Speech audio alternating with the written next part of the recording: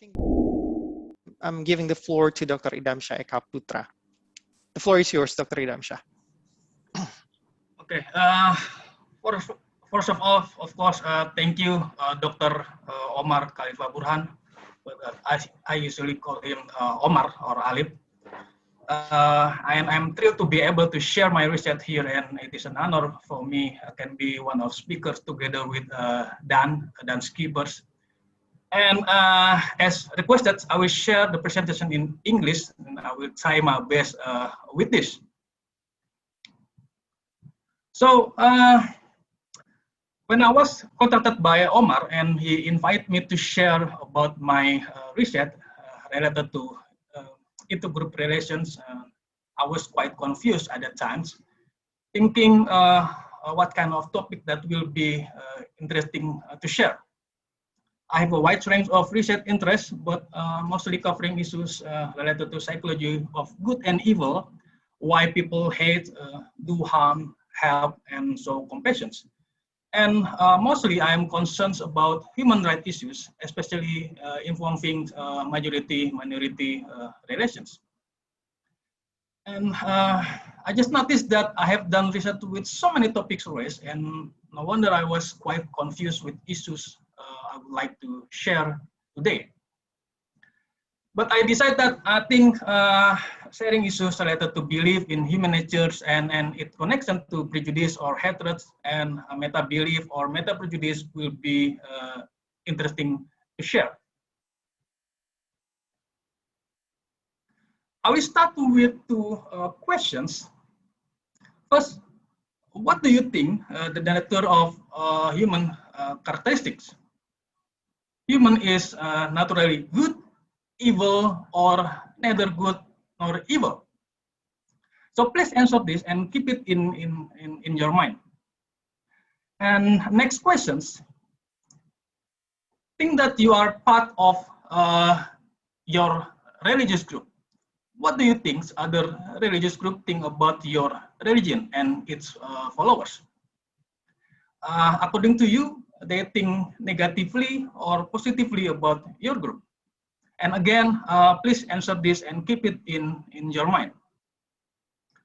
So this response of what the nature of humans and you think the outgroup thinks about your group are influential factor of intergroup relations and perceptions, particularly on why people hate and prejudice. The question is why and how. Of this regard, let me begin to discuss about the connections between meta-belief and prejudice, and after that I will discuss about human nature and its connections. There are explanations of what prejudice is, but here I use the term of prejudice as evaluations and belief of negative qualities about others. Example of these are, I believe that Austrians are evil, or I believe that Indonesians are a threat for a group, our group. And my academic journey trying to answer prejudice and hate began by seeing human perceptions and society. When humans are born, the world has been filled with tons of information and knowledge. Such knowledge includes a system of values and beliefs that influence individuals. It can be anything from guiding to shape who you are, and how to live the life and the perception who are your foes and friends. And as part of society or group, belief engaged in individual consists of many different types. Such belief can be individual, a group, or a common belief. So here, a belief is a unit of knowledge that is often labeled as an idea, cognitions, thoughts, or opinions, which may refer to any object, attribute, or relationship between them in any level of complexity. Individual beliefs are considered uniquely attached to an individual, For example, I have knowledge that God is 2, 3, or 4, but I believe that God is 1. This is my personal belief, which may be attached to others as well. Group belief refers to a type of belief which mostly attached by group members. For example, most Muslims believe that God is one and different than other creatures. When talk about common belief, it is a type of belief that commonly attached to all humans. For example, regardless your group or religion, 2 plus 2 is equal to 4. Even if you were alien, 2 plus 2 is equal to 4. So it is natural order that applies to all. Now, but there is also another type of belief as a consequence of humans as social creature and their ability to know others' perspective. This belief is a belief of others' belief. In psychology, it is understood as a meta-belief in the social, or other similar term can call as meta-perceptions or meta-knowledge. And I argue that dislinement to others also can be influenced by a meta-belief. For example, as you can read in the exceptions, I can see the hate and anger in their eyes. Your only alternative is to fight them. This is an interview from a Palestinian woman.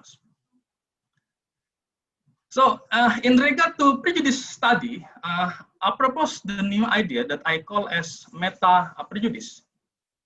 Meta-prejudice is what we think or believe that other negatively thinks about others. Meta-prejudice consists of two models of thinking, in-group meta-prejudice and out-group meta-prejudice. To make it clear, let me give an illustrations. So if I, as a member of group, seeing my group prejudicing out-group member, this is called as in-group meta-prejudice. The other one, as I, a member of group, seeing out-group prejudicing my in-group, and this is called as out-group meta-prejudice. Okay, I will skip this.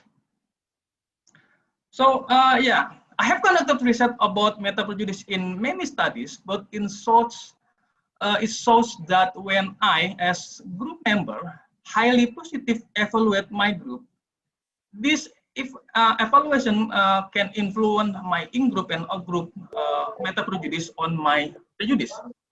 High in-group and out-group meta-prejudice will relate your personal prejudice towards others. And the findings were consistent across sample of Muslim and Christian participants targeting different kind of religious group, as you can see here.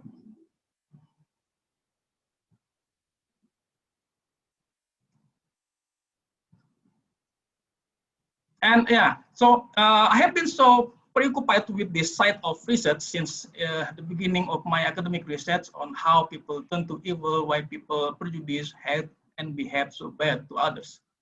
But for the last 5 years, I have switched my concerns to more focus on how people turn to good. And if he or she is doing evil thing, then how can we change them to be a good things, to be a good people? And how is it possible? So how I start to switch my focus was triggered when I read Nelson Mandela quotes. He explained that if people learn to hate, they also can be taught to love, in which it comes more naturally. And through this word, it looks to me that Mandela thinks that the nature of human is good, and it is somewhat feasible to teach people to have compassion. The question is it true? Is it testable? And is it can be tested in psychology research?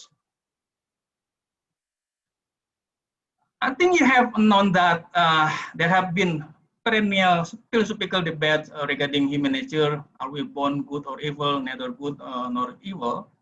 But regardless of debate, I expect that when people are reminded or primed that the nature of human is good and kind, they will see other in more positive way, regardless of their background. Other than prepare a measure for human nature, I then build 3 types of priming or info about the nature of humans, which are good, evil, or neither good nor evil. And I have tested this in many studies. So when I conducted pre-post experiment in Indonesia, where before and after the manipulation or priming of human nature, I asked participants similar questions about the nature of human. As you can see, the results show that the info about the nature of human is good, able to increase participant belief about the nature of human as good. And when they believe that the nature of human is good, it can stimulate them to see Jews more good or kind, as well as making them less prejudiced toward Jews. In other studies conducted in Indonesia and US, in short, the results demonstrated that believing human nature is good can aid humanizing out-group members, common identity, pro-social, and support for cultural diversity. Of the findings related to human nature, I then was interested to test this on religious groups, especially to religious fundamentalists. Religious fundamentalists are those who are fanatic and see no source except their religious teaching, which is believed to be the absolute truth in guiding humans how to live in the world. And religious fundamentalists tend to struggle to establish a state or society based on God's law. Quite often, religious fundamentalism is considered as one of the key predictors in predicting prejudice, group hatred, radicalism, racism, and political intolerance. But important to note that religious fundamentalism is not unique to a certain religion, even we can find some fanaticism in many religions. The problem is, in a society where religion is considered important, most lay people who are people outside academia tend to be religiously conservative and fundamentalism. For example, survey in Indonesia and Iran, and I think very likely in majority Muslim countries, so consistently found Muslims tend to engage with moderate and high level of religious fundamentalism. So if we think religious fundamentalism is the problem of intergroup relations, we will meet difficulty to extinguish religious fundamentalists in many societies. Thus, we need to find other solutions. This then brought me back to the idea of human nature. We know that religious fundamentalists are those who are fanatic with their religion and sacred texts. But if we check the content of sacred text, it has 2 different sides in explaining about humans as full of compassion and as a creator who has made a lot of destructions. So in the sacred text, it explains the dark side and light side of humans. The question is, if sacred text explains about human as full of compassion, there must be religious fundamentalists who believe that the nature of human characteristic as good and kind. If doing so, how they see others. With that questions, I then conducted 2 correlational and experimental studies with Muslim samples targeting Chinese non-Muslims. The results of moderated regression show that it is only when religious fundamentalists who believe that the nature of human is evil, they will express their hatred to out-group members. But religious fundamentalists who believe that the nature of human is good is nothing to do with hatred. In our intervention program for families of Islamic terrorist inmate, I think around 2018-2019 activity, we could recruit 30 participants who are mostly wife of terrorist inmate. In the workshop, I led the participant to accept that the nature of human is good and it is supported by the Quran. After they accept that the nature of human is good, then I asked them about the nature of Jews.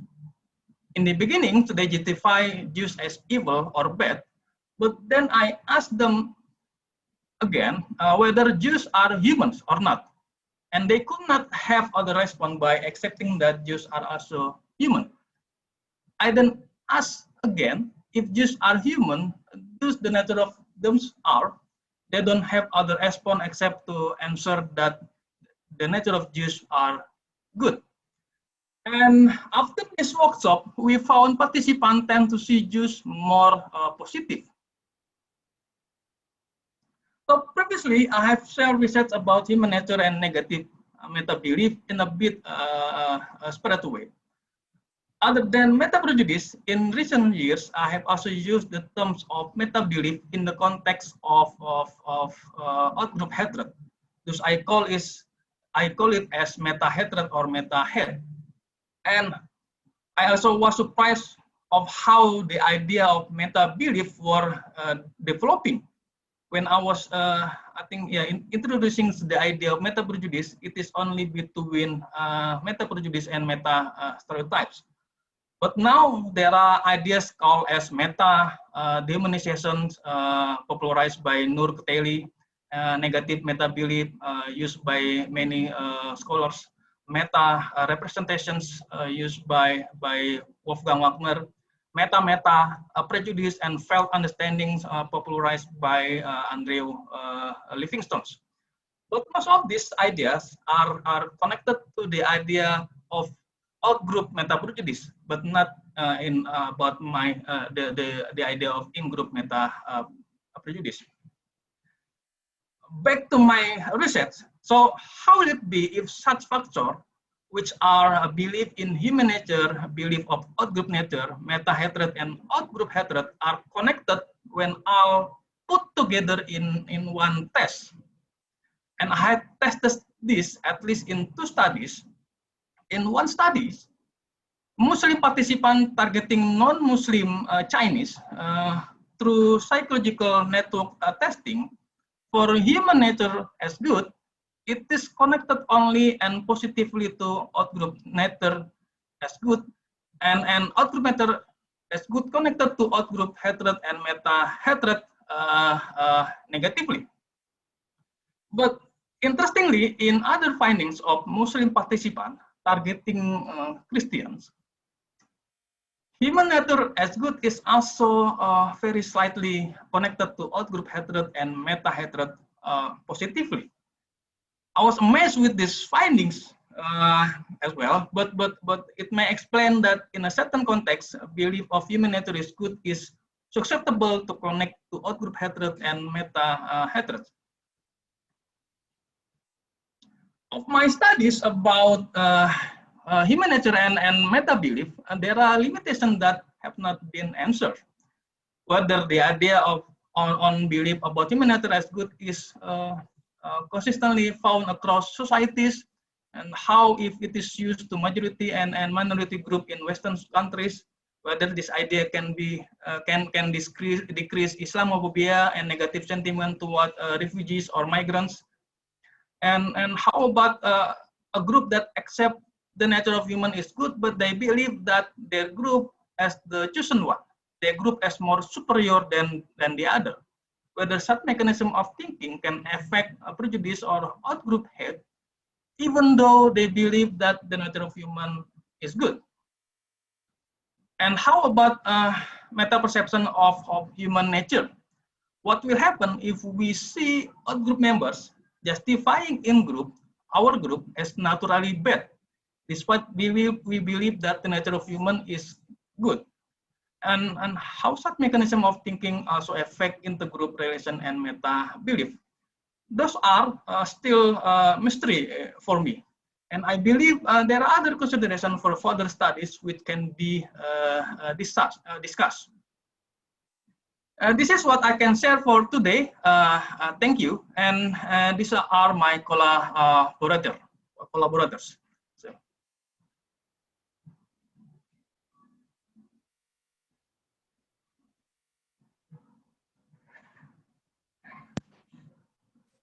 Okay. Thank you, Dr. Ridham Syahputra. I know some of the collaborators. Well, it's very interesting. And I myself, I have some questions that I want to ask, but I think it's better